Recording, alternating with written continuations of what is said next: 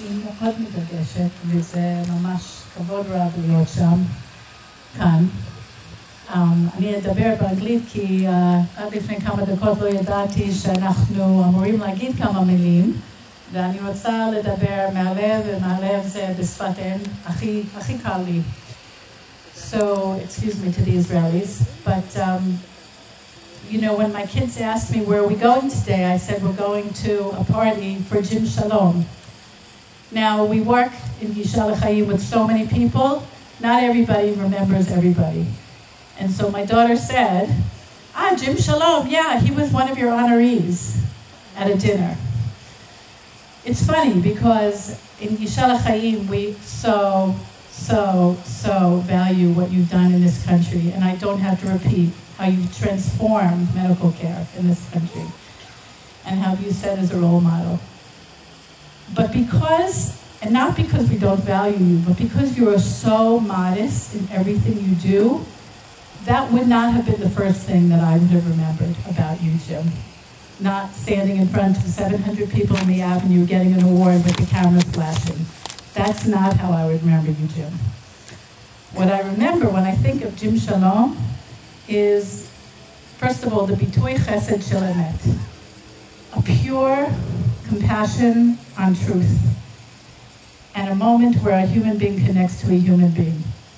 And so when I think of you, Jim, I think of sitting around with struggling nurses and doctors saying, how do we survive when we sit in front of the pain that we sit in front of every day and hold our hearts?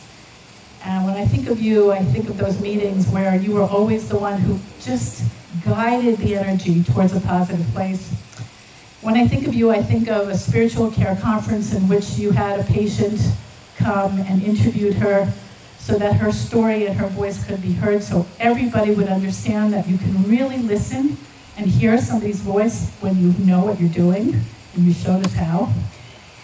And I think of you just over a glass of wine, in a very quiet conversation, and listening to every word that you have to say, because it always has been an important interaction, and one that has given me a place that I have grown from, and we have grown from. And so I could go on for hours about the teachings and the lessons and the mifgash on a winter day with Palestinians and Jews, Christians, Arabs, coming from East Jerusalem, listening to Harbi Shechanov speak about the wisdom of dignity. And I can think of those small moments, and I just feel very blessed, and we feel very blessed to be part of your life, for you to be part of our life, and not to consider you a colleague, but to consider you a deep, deep, deep, true friend. Thank you. Okay, my name is Ben, I'm part of this team, and I'll also speak in English. I'll refer to two props. Shnei avizarim. Dvora mentioned the dinner, so if you go past this table, you'll see the plaque, the pros that we presented to Jim on the same night. And you look at it, and if you pass by, you said, why is there like this plaque with a phallic symbol on it? Or a cigar, or whatever you want to say.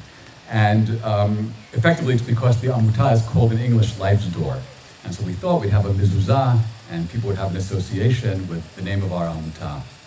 But what I remember about this Erev Gala, and by the way, if anybody's in the Amutah business, not just because of COVID, you can no longer do an Erev Gala because people say, I'm giving you all this money for an Erev Gala, what's going on here? So we don't do those anymore. But when we approached Jim to be our guest of honor, he just, it's so not me. This is not what I do, to be a guest of honor. And yet, he was our guest of honor. And I'll just come back to that in half a minute. The other avizar that I noticed today was on Jim's head. It was a woman's hat. He was here in the middle of the hot sun, and he's very resourceful, Hamon Tushia, and he saw a woman's hat, and he just put it on his head. He's just sitting there for about 25 minutes, and was it your hat? And he's just sitting there, and I said, that's kind of what the secret sauce is for Jim Shalom. There's a word in English which is very popular now, and it's called embodiment. And the notion of embodiment is this idea of somebody who just is himself. You look at him and you see the true person. It's not a stira for Jim Shalom to wear a woman's hat in the sun, because he knows who he is and what his values are. And that's really what happened the moment we asked him to be the guest of honor. He said, I believe in this organization. It's not the thing I'm not seeking an award, but they asked me to do it. It apparently will help them. I'll do it. You're special, Jim.